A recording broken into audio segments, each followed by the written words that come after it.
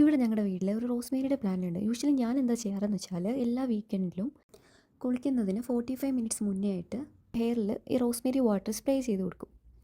എന്നിട്ട് വാഷ് ചെയ്യും. അപ്പോൾ എനിക്കെന്താ ഫീൽ ചെയ്തതെന്ന് വെച്ചാൽ ഹെയർ നല്ല സ്മൂത്തനായിട്ടും ഷൈനി ആയിട്ടും കിട്ടും. ഞാൻ ഒരുപാട് കേട്ടിട്ടുണ്ട് നന്നായിട്ട് ഹെയർ ഗ്രോത്ത് വയ്ക്കാനും ഒക്കെ ഹെൽപ്പ് ചെയ്യുന്ന ഒരു സംഭവമാണിതെന്ന്. പക്ഷേ എനിക്ക് അത്രയ്ക്ക് ഉറപ്പിച്ച് പറയാനായിട്ടില്ല. ബിക്കോസ് ഞാനിത് യൂസ് ചെയ്ത് തുടങ്ങിയിട്ട് ഇപ്പോൾ ഒരു 3 വീക്സ് ആവുന്നുള്ളൂ.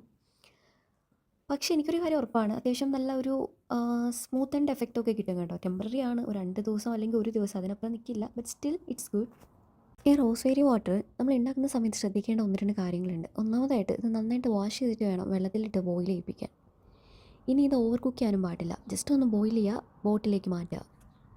ഇത് ഫ്രിഡ്ജിൽ വെച്ച് നമുക്കൊരു 3 വീക്സ് വരെ യൂസ് ചെയ്യാൻ പറ്റും. പിന്നെ റോസ്മേരി മാത്രമായിട്ട് നമ്മൾ വെള്ളം തിളപ്പിച്ച് യൂസ് ചെയ്യാണ്ട് അതിലെന്തെങ്കിലും കൂടി ഇടുന്നത് ബെനിഫിഷ്യൽ ആയിരിക്കും. ഇവിടെ മിൻറ്റ് ലീവ്സ് ഉള്ളതുകൊണ്ട് ഞാൻ മിൻറ്റ് ലീവ്സ് ആണ് യൂസ് ചെയ്യുന്നത്. നിങ്ങൾക്ക് വേണമെങ്കിൽ ഉലുവയും യൂസ് ചെയ്യാം.